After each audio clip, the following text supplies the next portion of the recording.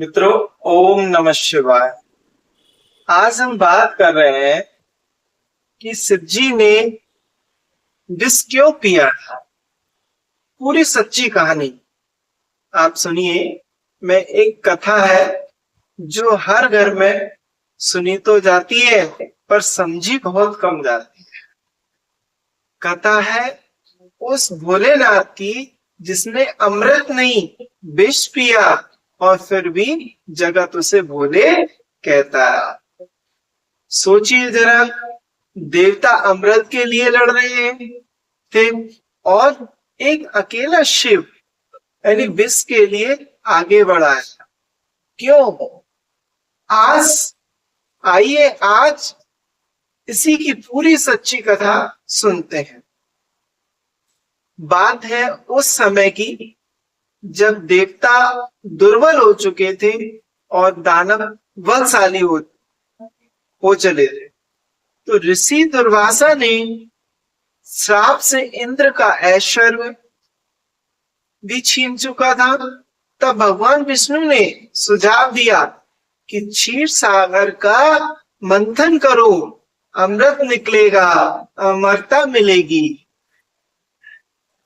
इसमें मंदराचल पर्वत बना मथनी और बासुकी नाग बना रस्सी। एक और देवता और एक और दानव दोनों जुट गए उस सागर को मथने।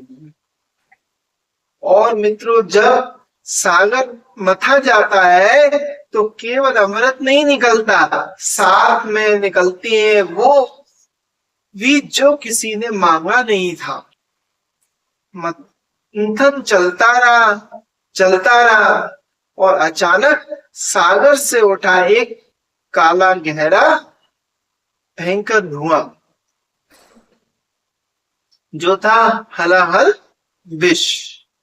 इतना प्रचंड कि उसकी एक लपट से त्रिलोक जलने लगा। देवता भागे, दानव भागे, ब्रह्मा भागे, इंद्र भागे, मतलब सभी देवता भागने लगे उस जगह से।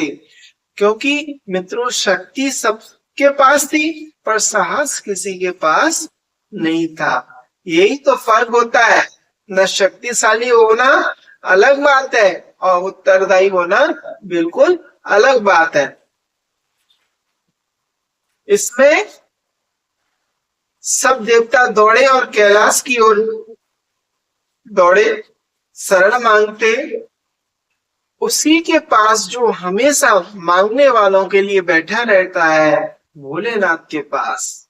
देवताओं ने कहा, प्रभु ये विष सारी सृष्टि निगल जाएगा, रक्षा कीजिए। शिव जी की मुस्कुराए, शिव जी ने स्माइल दी, मुस्कुराए। वही मुस्कान जो हर तूफान से पहले आती है। उन्होंने अपने हाथों में हला उठाया और मित्रों, यहां से कथा एक शेर में बदल जाती है।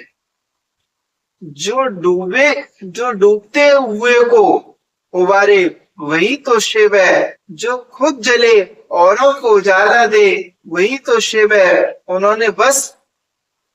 उन्होंने वह विष पिया नहीं, धारण किया। क्योंकि पीना होता तो कंठ के नीचे उतर जाता और शिव जी विनाश कर देते सृष्टि का, और फूंक देते तो विष धरती पर फैल जाता। तो उन्होंने क्या किया? विष को कंठ में रोक लिया, न भीतर जाने दिया न बाहर आने दिया, बस ये वहीं थाम लिया। और उसी क्षण से कंठ नीला पड़ गया और शिव जी कहलाए नीलकंठ, यानी नीलकंठ महादेव।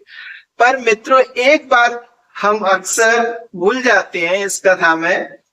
जब विष कंठ में उतरने लगा तो माता पार्वती दौड़ी आई और उन्होंने अपने पति का गला अपने हाथों से दबा लिया ताकि विष आगे न बढ़े।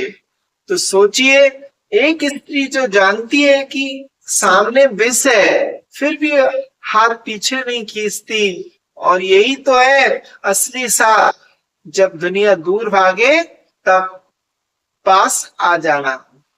तो मित्रों, यह कथा सिर्फ पौराणिक घटना नहीं, यह जीवन दर्शन है। शिव ने विष इसलिए पिया क्योंकि नेतृत्व वही करता है जो सबसे कठिन क्षण में आगे आए। शक्ति का प्रयोग विनाश के लिए नहीं, संतुलन के लिए होना चाहिए। और सबसे बड़ी बात यह है, जो अमृत के लिए नहीं लड़ता, विष के लिए आगे आता है, वही सच्चा महादेव है। इसलिए जो कहते हैं अमृत तो सब बांट लेते हैं आपस में, अमृत तो सब बांट लेते हैं आपस में, विष पीने कोई ही आता है इस जग में। तो मित्रों, अगली बार जब आप शिवलिंग पर जल चढ़ाएं तो याद रखिए, यह जल केवल पूजा नहीं, यह उस नीलकंठ को दी गई शीतलता है जिसने पूरे संसार का दर्द अपने कंठ में समेट लिया। दोस्तों, हर हर महादेव।